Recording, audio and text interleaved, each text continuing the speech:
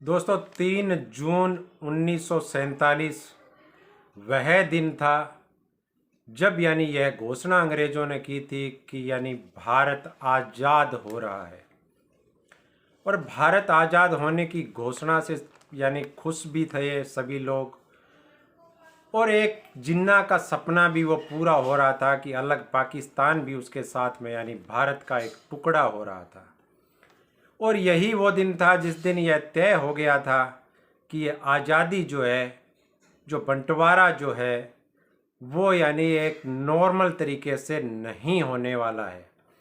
उसी दिन से वह भयंकर त्रासदी शुरू हुई थी, जो पूरे विश्व की सबसे बड़ी त्रासदी थी कि कम से कम 10 लाख लोग मारे गए थे इस बंटवारे के दंश में।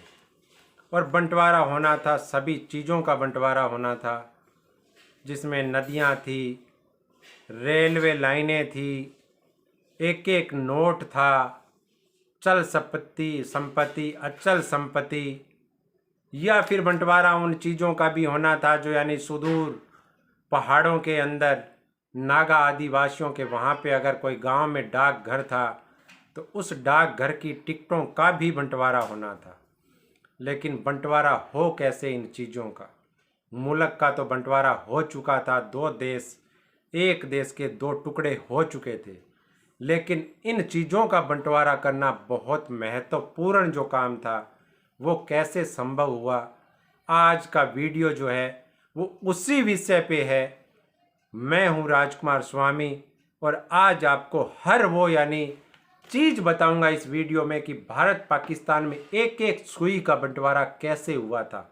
वीडियो को पूरा देखिएगा और चैनल को, अगर वीडियो पसंद आए तो चैनल को सब्सक्राइब करना ना भूलें। तो दोस्तों, जैसे ही यह घोषणा हुई थी तो मात्र 73 दिन मिले थे दोनों देशों के बीच में कि 73 दिन है आपके पास और सभी चीज़ों का आप बंटवारा कर लीजिए, जो भी चीज़ें हैं, जैसी भी आपको बंटवारा पसंद है। विभाजन परिषद का जो अध्यक्ष था वो बनाया था लॉर्ड माउंटबेटन को, भी उनकी देखरेख में पूरा बंटवारा होना था। तो इसके लिए पाकिस्तान की तरफ से एक चौधरी मोहम्मद अली को आगे किया गया था और भारत की तरफ से जो थे HM पटेल थे। इन दोनों को यह बोला गया था कि आप कैसे भी करके और शांतिपूर्ण तरीके से इन चीज़ों का आप बंटवारा कर लीजिए, जो भी एक एक चीज़ का आपको बंटवारा करना है। बंटवारा करना था भारत के अंदर कितने नोट थे, जो भी रिजर्व बैंक में नोट थे उनका बंटवारा होना था। रिजर्व बैंक के तहत खाने में जो सोने की ईंटें पड़ी थी उनका भी बंटवारा होना था। और बंटवारा होना था हर उस चीज़ का, हर उस ऑफिस में रखी हुई उस कुर्सी का, क्योंकि दो देश बन चुके थे। अब उनके सामने भयंकर यह थी कि इस चीज़ का हम बंटवारा करें तो कैसे करें। और यह इस बंटवारे की जो मैं कहानी आपको बता रहा हूँ, यह एक पुस्तक आई थी फ्रीडम ऑफ मिडनाइट, उसमें इस कहानी का विस्तार से विवरण दिया गया है। आप भी यह किस्सा जो पुस्तक है वो पढ़ सकते हैं। तो HM पटेल और चौधरी मोहम्मद अली दोनों को ये तैयार करके यह कि आपको इस देश में जो भी चीज़ें आप उनका बंटवारा कीजिए। तो सबसे पहले बंटवारे के अंदर एक नाम आया था, वह नाम आया था कि देश का नाम। अब भारत का जो कांग्रेस पार्टी थी उसने कहा था कि हम हमारे देश को भारत देश का नाम जो है वो हम रखेंगे। तो जिन्ना इसलिए खुश भी थे कि हाँ ठीक है पाकिस्तान, लेकिन बीच में क्या हुआ था, किसी ने कहा था कि आप हिंदुस्तान नाम रख लीजिए। लेकिन कांग्रेस ने यह कहा कि हम हिंदुस्तान नाम नहीं रखेंगे, क्योंकि भारत जो देश है वो हमारा सदियों पुराना नाम है और हमारी जो चाहे संयुक्त राष्ट्र में पहचान है या पूरे विश्व में पहचान है तो वो हमारी भारत से ही होगी। इसलिए हम हमारे देश का नाम जो है वो भारत ही रखेंगे। अब इस बात में, उसके बाद में सबसे बड़ी तू मैं हुई थी, तो वो थी पैसे के बंटवारे को लेकर के। बाकी चीज़ों का बंटवारा तो सरल था, लेकिन पैसे का बंटवारा कैसे किया जाए। और यह बंटवारा इतना विकराल रूप ले चुका था कि उस किताब में एक वाक्य लिखा हुआ था कि चौधरी मोहम्मद अली जो पाकिस्तान की तरफ से थे उनको और भारत के जो प्रतिनिधि थे HM पटेल, इन दोनों को एक कमरे में बंद कर दिया गया था 2-3 दिन के लिए। और इनको यह बोल दिया गया बाहर से ताला लगा करके जब तक आप शांतिपूर्ण तरीके से इस पर सहमत नहीं हो जाते तब तक आप इस कमरे से बाहर नहीं निकल सकते। अब 2-3 दिन बाद में यानी धीरे धीरे इन्होंने टाइम लिया था 5-6 दिन का। 5-6 दिन के बाद में इस बात पर सहमति बनी कि जो भी नकदी है उसमें 17.5% जो है वो पाकिस्तान को दी जाएगी और बाकी जो है वो भारत के पास में रहेगी। और 17.5% के बाद में यह भी तय हुआ था कि भारत के ऊपर जो भी कर्जा है उसका 17.5% कर्ज जो है वो यानी पाकिस्तान जो है वो भरेगा, क्योंकि 17.5% नकदी वो ले रहा था और 17.5% कर्ज जो है वो पाकिस्तान भरेगा। इस बात पे आम सहमति बन चुकी थी। अब दूसरी चीज आई थी कि जो भी चल संपत्ति जो भी थी यानी जैसे टाइपराइटर हैं, मेज है, कुर्सियां हैं, तो इनकी संपत्ति का बंटवारा कैसे हो। तो उसमें यह कहा गया कि जो भी ऑफिसों के अंदर सरकारी ऑफिसों में जो भी चल संपत्ति है उसका 80% हिस्सा जो है वो भारत रखेगा और 20% जो है पाकिस्तान रखेगा। जैसे किसी ऑफिस के अंदर जो 10 कुर्सियां थी तो वो 8 कुर्सी जो है वो भारत के हिस्से में आई और 2 कुर्सियां जो है वो पाकिस्तान के हिस्से में गई। ऐसे ही कहीं पर यानी टाइपराइटर थे उस समय, बाकी कुछ तो था नहीं लिखने के लिए, तो टाइपराइटरों का भी बंटवारा ऐसे हुआ। जैसे किसी डाकघर में अगर 100 टिकट पड़े थे तो उसमें से 80 टिकट यानी भारत ने लिए और 20 टिकट जो थे वो पाकिस्तान ने लिए थे। उसके बाद में जो है वो एक चीज आपको मैं बताता हूं, बहुत ही महत्वपूर्ण चीज है। वो चीज थी यानी जिसका बंटवारा होना था वो थी शराब। अब आपको एक बात बताऊं, यह एकमात्र ऐसी चीज थी कि शराब के लिए, बाकी चीजों के लिए तो लड़ाई भी हुई थी बंटवारे में, ठीक है, तू मैं हुआ, लड़ाई हुई, लेकिन शराब एकमात्र ऐसी चीज थी जिस पे पाकिस्तान ने हाथ जोड़ करके यह बोला कि साहब आप जितनी भी शराब है वो आप ले जाइए।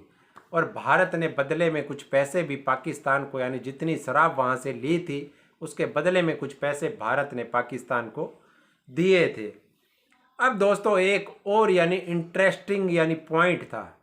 इंटरेस्टिंग पॉइंट यह था कि हर देश के पास में कुछ किताबें होती है जो उसकी राष्ट्रीय संपत्ति होती है, अब उसका भी बंटवारा होना था। तो एक पुस्तक थी, यानी बाकी पुस्तकें थी उनका बंटवारा हुआ, लेकिन एक महत्वपूर्ण पुस्तक थी, एक ही पुस्तक थी भारत के पास में, वो थी एनसाइक्लोपीडिया ऑफ ब्रिटानिका। अब इस पुस्तक का यानी बंटवारा भी एक अजीब तरीके से किया गया। उसका पहला खंड जो था वो भारत को दिया गया, दूसरा खंड पाकिस्तान को दिया गया और तीसरा खंड जो था वो वापस भारत को दिया गया। तो ऐसे ही यानी इस पुस्तक का बंटवारा हुआ। इस पुस्तक को 3 टुकड़ों में बांट दिया गया। 2 टुकड़े भारत के पास थे, 1 टुकड़ा पाकिस्तान के पास में था। अब ऐसे ही शब्दकोश जो था उसका भी यानी बंटवारा किया गया। शब्दकोश को बीच में से फाड़ दिया गया। आधा टुकड़ा यानी शब्दकोश का आधा टुकड़ा पाकिस्तान के पास में था और आधा टुकड़ा जो था वो भारत के पास में था। उसके बाद में कुछ यानी एक बात आई थी कि यानी जो नोट छापने की मशीन है वो कौन लेके जाएगा। तो इस बात पर यानी भारत ने यह बोल दिया था कि इस पे कोई विवाद नहीं होना चाहिए। नोट छापने की जो मशीन है वो भारत के पास ही रहेगी। पाकिस्तान ने इसका विरोध किया लेकिन भारत ने पाकिस्तान की एक नहीं सुनी। तो नोट छापने की एकमात्र मशीन थी वो भारत में रही और पाकिस्तान ने क्या किया, उसके पास नोट छापने की मशीन तो बची नहीं। तो भारत ने जो पैसे पाकिस्तान को दिए थे उस समय, तो सबसे पहले पाकिस्तान में जो नोट प्रचलन में आए थे उसमें क्या था, उसमें मोहर लगाती जाती थी उस नोट पे पाकिस्तान की। नोट भारतीय छपे हुए थे लेकिन उसमें मोहर पाकिस्तान की लगा करके पाकिस्तान ने अपनी करेंसी जो थी शुरुआत में चलाई थी। सबसे पहले भारत वाले नोटों का ही यानी पाकिस्तान ने प्रयोग में लिया था।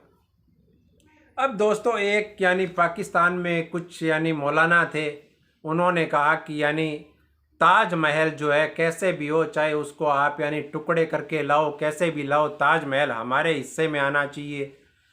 तो भारत के जो कुछ यानी हिंदू धर्म के लोग थे, पंडित थे, उन्होंने कहा कि सिंधु नदी जो है जिस पर यानी वेद जिसके किनारे बैठ करके वेदों की रचना हुई थी, तो कैसे भी करके सिंधु नदी जो है वो भारत के हिस्से में आनी चाहिए, लेकिन दोनों ही पक्षों की बातें नहीं मानी गई थी। ना यानी मौलवियों की बात मानी थी, ना पंडितों की बात मानी थी।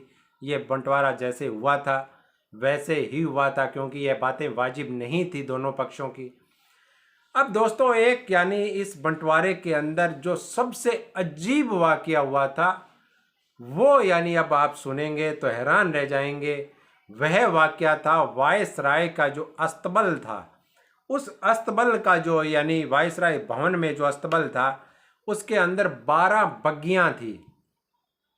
अब 12 बग्गियों के अंदर 6 बग्गियां जो थी उस पर क्या था, सोने चांदी से मढ़ी हुई थी वो बग्गियां, जिसमें जो है विदेशी मेहमान जब भारत आते थे तो उन मेहमानों को घुमाने का जो प्रबंध किया जाता था उन बग्गियों में होता था।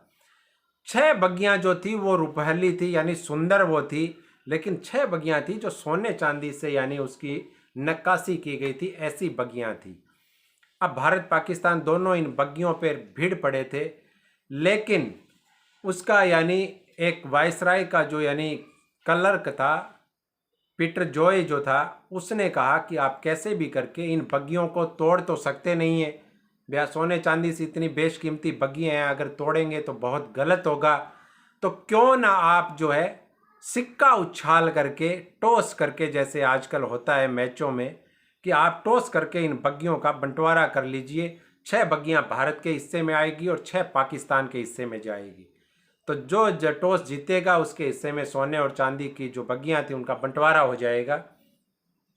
तो जैसे ही वो टॉस यानी उछाला गया और जैसे ही सिक्के पे हेड लिखा हुआ आया तो भारत की तरफ से जो मेजर गोविंद सिंह थे वो उछल पड़े थे, क्योंकि भारत के हिस्से में सोने चांदी वाली वो नक्काशी वाली 6 बग्गियां आ चुकी थी। तो दोस्तों यह बंटवारा जो था बहुत दर्दनाक था और यानी बहुत ही हैरान करने वाला बंटवारा था। आज भी उसकी त्रासदी जो है वो दोनों ही देश देख रहे हैं और विश्व में 10 लाख लाशों पर यह बंटवारा हुआ था। बहुत ही दुखद बंटवारा, 10 लाख लाशें इस बंटवारे में, यानी 10 लाख लोगों की लाशों पर यह बंटवारा हुआ था। विश्व की सबसे बड़ी त्रासदी थी। तो यह वीडियो आपको कैसा लगा आप ज़रूर बताएंगे कमेंट बॉक्स में, और एक हाथ जोड़ करके निवेदन करता हूँ कि चैनल को सब्सक्राइब ज़रूर कीजिए, और आपको एक बहुत ही रोचक बहुत ही महत्वपूर्ण ऐसे तथ्यों पर आपको मैं बताऊंगा। ऐसी यानी कहानियाँ आपके सामने होगी, देश से संबंधित बातें होंगी, युवाओं से जुड़े मुद्दों पर भी मैं अपने विचार रखता हूँ। तो प्लीज़ आप सब्सक्राइब कीजिए, बेल आइकन को दबाना ना भूलें आप। जय हिंद, जय भारत।